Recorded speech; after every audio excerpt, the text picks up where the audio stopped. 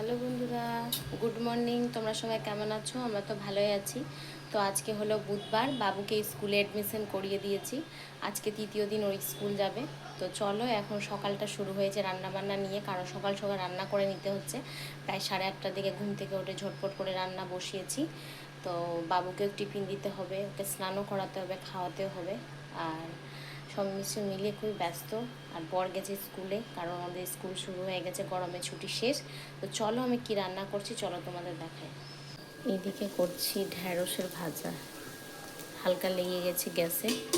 আর এদিকে ভাত হচ্ছে, এদিকে বাবুর জন্য ভাত তুলে রেখেছে। এখানে আলু আর করলার ভাজা, আর এখানে যে দেখো পান্তা ভাত জল দিয়ে রেখেছি, খাবো আমি করবো। আর এদিকে মাছের তরকারিটা কষাচ্ছি, আর এদিকে ভাত হচ্ছে। গরমের মধ্যে পান্তা ভাতটা খেতে খুব সুন্দর লাগে। তো চলো, এখন 10টার মতন বাজে, বাবুকে স্নান করাবো। তার আগে একটু বাবুকে কিছু খাইয়ে দিব, কারণ আম খাইয়ে দেবো। এই সবে খেলো এখন সকালে ব্রেকফাস্ট। তো স্কুল যাওয়ার সময় তো ভাত খাবে না, ও সকালে ভাত খেতে পারে না। তো ভাবছি একটু আম কেটে দেবো, তোকে খাওয়াবো। তো চলো, এই যে আমার সোনাটা স্কুলে যাবে। স্কুলে তুমি কান্না করো, কথা বলো তো। তুমি স্কুলে কান্না ছিল বলে কান্না একদমই করিনি। তো আজকেও রেখে দিয়ে চলে আসবো। ফার্স্ট দিন শুধু আমাকে থাকতে হয়েছিল, কে জানে যদি কান্নাকাটি করে, কিন্তু খুব সুন্দর ও স্কুলে থাকছে। ওকে সবাই ভালোবাসছে স্কুলে। তো চলো, ফালতু ভাবছিলাম যে স্কুলে ভর্তি করিয়ে দিই, বাড়িতে বসেই থাকবে বাবু। তো করিয়ে দিয়েছি, খুব ভালো লাগছে, কারণ স্কুলে থাকলে একটু আমাদেরও তাড়াতাড়ি করে সময় কেটে যায়, আর ওরও ভালো লাগে স্কুলে সব ছোট ছোট বাচ্চাদের সাথে। তো বাবুর প্রচুর বই দিয়েছে, আর বাবুর জন্য সুন্দর সুন্দর ব্যাগ, জলের। বন্ধুরা দেখো, বাবুকে তো রেডি করিয়ে দিয়েছি। এই যে ও খালি এখন শার্ট পরে রেডি আছে, আর ওকে এখন আম খাওয়াবো। এই যে পাকা আম বাবা নিয়ে এসেছিলো, তো এখন ওকে খাইয়ে দিব, কারণ ও সবে খেয়েছে সকালে ব্রেকফাস্ট, তো এখন বেশি দেরি হয়নি। তো এখন ওকে আম খাইয়ে দিব, কিছুক্ষণ ও খেলা করবে, তারপর ওকে স্কুলে নিয়ে যাবো। তো চলো, দেখতে থাকো ভিডিওটি। গরমের মধ্যে প্রথম পান্তা ভাত খাওয়া তো খুব ভালো লেগেছিল খেতে। তো আমি সকাল সকাল খাই মাঝে মধ্যে, যখন ভাত বেঁচে যায়। তো এইদিকে দেখো রান্না কমপ্লিট, গ্যাস টিয়াস সব মুছে দিয়েছি। এদিকে বাবুকে ড্রেস পরিয়ে দেব, কারণ ওর এই স্কুল তো 11:30 থেকে শুরু। তো এইদিকে দেখো 15 মিনিট আগে যেতে হবে স্কুলে, তাই জন্য রেডি করিয়ে দিয়েছি ওকে। তো বসে এখন খেলাই করবে। তো ভেতরে ওই মানে গরম প্রচুর, তো মানে প্যান্টটা প্রচুর গরম, কারণ শার্টটা কটনের, প্যান্টটা তো একটু আলাদা টাইপের, তাই জন্য ওকে দেরিতেই পরায় ওটা। তো এদিকে ও রেডি হয়ে যাচ্ছে।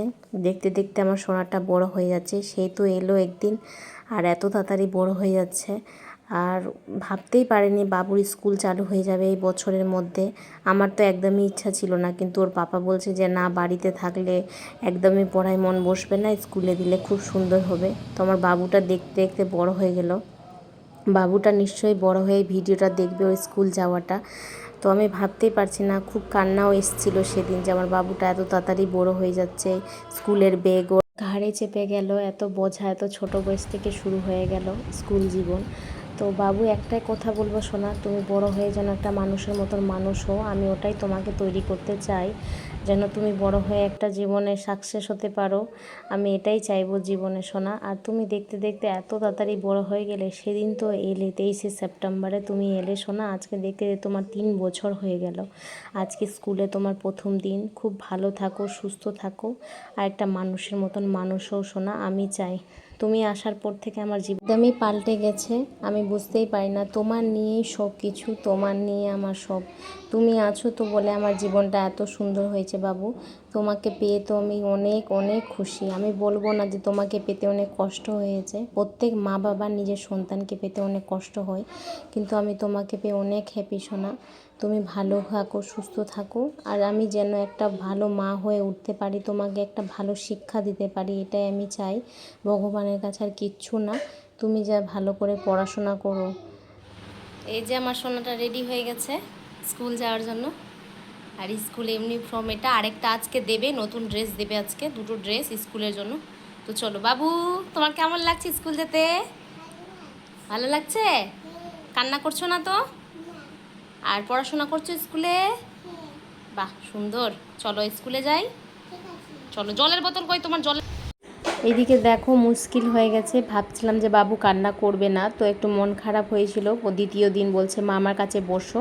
তো তো আমি এই যে বসেই ছিলাম, ছুটি হয়ে তারপর ওকে নিয়ে এলাম।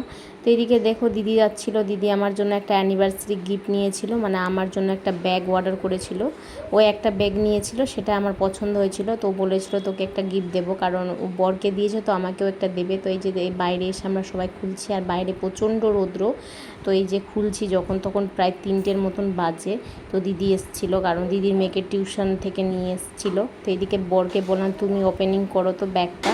আর দিদিকে আমি বারণ করেছিলাম যে আমাকে নিস না, আমার প্রচুর ব্যাগ আছে, বস্তাতে ভরা আছে। বর তো প্রচুর রাগ করে, কারণ ব্যাগগুলো আমার ফালতু ফালতু পড়েই আছে। তো এদিকে দিদি একটা ছোট্টখাটো ব্যাগ দিল, বললো যেটা স্কুল নিয়ে যাবি, যখন পাপানকে স্কুল নিতে যাবি তখন নিয়ে যাবি, এটা ফোন বা পার্স ভরে। তো খুব সুন্দর হয়েছে, আর থ্যাংক ইউ দিদি গিফটটা দেওয়ার জন্য। দিদিকে তো আগেই বলেছিলাম, দিদি আর বোনের মধ্যে তো এগুলো গিফট দেওয়া হয়। তো খুব ভালো লাগলো, দিদি পছন্দ করে আমাকে একটা ছোট্ট দেখে সারপ্রাইজ দিয়েছে। তো এইদিকে দেখছি ব্যাগটা বেশ ভালো এসছে, আর খুব ছোটোখাটো ভালো। আর দিদিরও এমনি সেম ব্যাগ আছে একই মতন, তো দেখাচ্ছে দেখ সেম ব্যাগ। তো আমার খুব পছন্দ হয়েছে গিফটটা। এই যে দিদি আমাকে গিফট দিল এই ব্যাগটা। সন্ধেবেলা গেছিলাম দিদিদের বাড়িতে, দিদি ফোন করেছিল যে একা আছি তো আয়। এই যে গেলাম, তো এখন বাবু এখন লেখালেখি করছে, মানে স্কুলে হোমওয়ার্ক দিয়েছে, তো ওর মানি লিখতেই চাইছিল না। তো ওর মানি বললো যে দাও আমি লিখিয়ে দিই তোমাকে, হাতে ধরে লেখাচ্ছি। অল্পটুকু লিখতে পারে, সেরকম লিখতে পারে না। তো এদিকে দিদি ফুচকা বানিয়েছিল ওদের জন্য, তো ওরা খাচ্ছিলো। তাই এদিকে আমরা সবাই বসে চা খেলাম, গল্পও করছিলাম।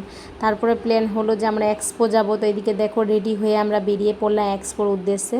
আর আমি এই কুর্তিটা নতুনই নিয়েছি, বলতে পারো অ্যানিভার্সারি গিফট বোর্ড দিয়েছে। তো এদিকে এক্সপোতে চলে এলাম, আর কি বলবো এত ভিড়, মানে বেশিরভাগই ভিড়, একদম প্রচুর ভিড়। তো এদিকে এসছি, আর ওয়েদারটাও খুব ভালো ছিল, ঠান্ডা ঠান্ডা। তো এদিকে দেখো বাবু একটা আইসক্রিম নিয়েছে, তো ওর খুব ভালো লেগেছে, তো আমিও নিয়ে নিয়েছিলাম একটা। তো দিদি আর মনারা এখনও আসেনি, কারণ ওর টিউশন ছিল। তো আমরা এদিকে একটু ঘোরাঘুরি করছিলাম, আর এদিকে বড় বলছে চলো নাগরদোলায় উঠি। আমি বলছি না আমি একদমই পারবো না, আমার প্রচুর ভয় পাই। তো বাবু একটা জেদ করলো যে মা আমি একটাতে ট্রেন গাড়িতে উঠবে, তো ওকে একটা গাড়িতে ওঠানো হলো ওখানে। তো বেশি কোনো ঘোরেনি, সামান্যটুকু ঘুরেছিল, কারণ ও মাঝে ভয় পেয়ে গেছিলো। তো এই যে এদিকে ঢুকে মানে একটা ঘুরলো, তো আমার খুব ভালো লেগেছিলো, অনেক দিনের পর বাবুর এগুলো ইচ্ছে হয়েছিল। তাই জন্য প্রথমে তো বেশ ভালোই ঘুরছিল, তারপরে একটু হালকা স্পিড দিয়েছিল, তো একটু ভয় পেয়ে গেছিলো, কারণ বাচ্চাটা তো ভয়ই পেয়ে যায় একটুতেই। তো এই যে দেখো বাবু এখন ঘুরছে।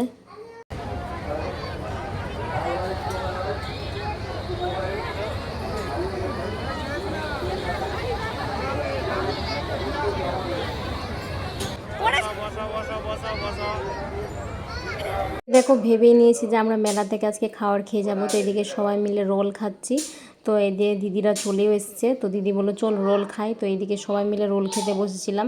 আর বাবু প্রচণ্ড জেদ করছিল, কারণ ওর একটু ঠান্ডা খাওয়ার ইচ্ছা করছিল, মকটেল খেয়েছিল লাস্টে। তো ওর দিদি ভাই আর ওই মকটেল খেয়েছিল, কি সুন্দর মকটেল খাচ্ছে ওরা, আর বেশ সুন্দর। তো আমরাও খেয়েছিলাম মকটেল, খুব সুন্দর হয়েছিল। তো এইদিকে দেখো জলপরি এসেছিলো, তো জলপরিতে ভেতরে ঢুকেনি, প্রচুর টিকিট দাম। তো বাইরে থেকে অল্প দেখে নিয়েছিলাম। তো চলো বন্ধুরা আমার ভিডিওটা এখানেই শেষ করছি। যদি ভিডিওটা ভালো লাগে please like and share subscribe করে দিবে, আর এখানের জন্য বাই বাই।